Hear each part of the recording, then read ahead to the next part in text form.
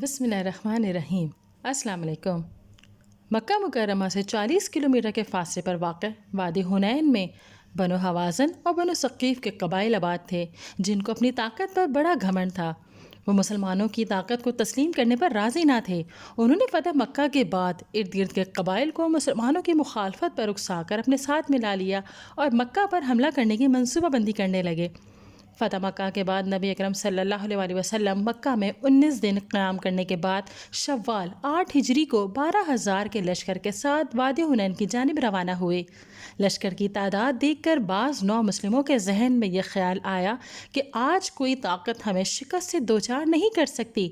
ان کا یوں اپنی ظاہری طاقت اور کثرت تعداد پر اترانا اللہ تعالیٰ کو پسند نہ آیا۔ ادھر دشمنان اسلام مسلمانوں سے پہلے میدان میں پہنچ کر جنگی تدابیر اختیار کر چکے تھے۔ جیسے ہی مسلمان میدان جنگ میں اترے، کفار نے اچانک حملہ کرتے ہوئے مسلمانوں پر تیروں کی بارش کر دی، جس کی وجہ سے بدنظمی پیدا ہوئی اور مسلمان اچانک اس قدر شدید حملے سے بوکھلا گئے اور عارضی طور پر مسلمانوں کے پاؤں کھڑنے لگے۔ اس موقع پر نبی اکرم صلی اللہ علیہ وسلم بے مثال جرأت و بہادری کا مظاہرہ کرتے ہوئے میدان میں ڈٹے رہے۔ نبی اکرم صلی اللہ علیہ وسلم اپنے خچر پر سوار تھے، جس کی رکاب حضرت ابو سفیان نے اور لگام حضرت عباس رضی اللہ تعالیٰ عنہ نے پکڑ رکھی تھی۔ نبی اکرم صلی اللہ علیہ وسلم خچر سے اترے اور درجہ ذیل کلمات ادا کرتے ہوئے دشمن کی طرف چل پڑے۔ میں نبی ہوں، اس میں کوئی جھوٹ نہیں، میں عبد المطلب کا بیٹا ہوں۔ آپ کو اللہ تعالیٰ کی ذات پر بھروسہ اور یقین قابل تھا کہ اللہ ہماری مدد ضرور فرمائے گا اور دین اسلام کو غلبہ حاصل ہوگا۔ نبی اکرم صلی اللہ علیہ وسلم نے اپنے چچا حضرت عباس رضی اللہ تعالیٰ عنہ سے فرمایا کہ مجاہدین کو ثابت قدم رہنے کے لیے پکارے۔ چنانچہ انہوں نے بلند آواز سے مجاہدین کو پکارا اور کہا، بیت رضوان والو کہاں ہو؟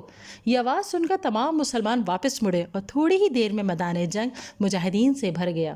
بنو حوازن کے خلاف گھمسان کی لڑائی شروع ہو گئی۔ جلد ہی دشمن کے پاؤں اکھڑنے لگے۔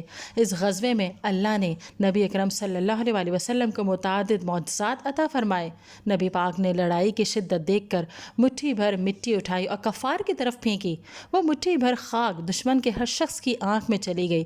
دشمن کی صفیں بکھر گئیں اور وہ میدان جنگ چھوڑ کر بھاگ گئے۔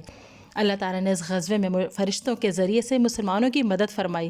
غزوہ حنین میں حضرت ابو طلحہ انصاری رضی اللہ تعالیٰ عنہ نے تنہا 30 مشرکوں کو قتل کیا، جبکہ مرنے والے کفار کی کل تعداد 300 سے زائد تھی۔ اس غزوہ میں 4 مسلمان شہید ہوئے۔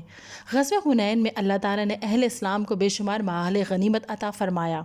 اس مال غنیمت میں 6,000 جنگی قیدی، 24,000 اونٹ، 40,000 بکریاں اور 4,000 اوقیہ چاندی شامل تھی۔ آپ نے مال غنیمت فوراً تقسیم نہیں کیا، بلکہ 2 ہفتے تک انتظار فرمایا تھا کہ شاید بنو حوازن اسلام قبول کر لیں اور مال غنیمت ان کو واپس کر دیا جائے، لیکن ایسا نہ ہوا تو آپ نے مال غنیمت تقسیم کر دیا۔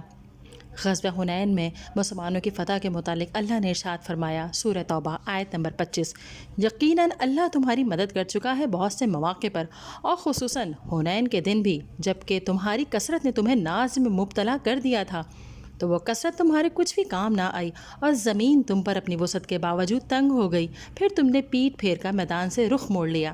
اس غزوے سے ہمیں یہ سبق ملتا ہے کہ ہمیں ہمیشہ اللہ کی مدد پر یقین رکھنا چاہیے، ظاہری مال و اسباب پر بھروسہ کرنے کے بجائے اللہ کی ذات پر بھروسہ کرتے ہوئے اللہ سے نصرت اور مدد کی دعا کرنی چاہیے۔ ناظرین، اگر ویڈیو پسند آئی ہے تو اسے لائک کیجئے، شیئر کیجئے، کمنٹ دیجئے اور چینل کو ضرور سبسکرائب کیجئے۔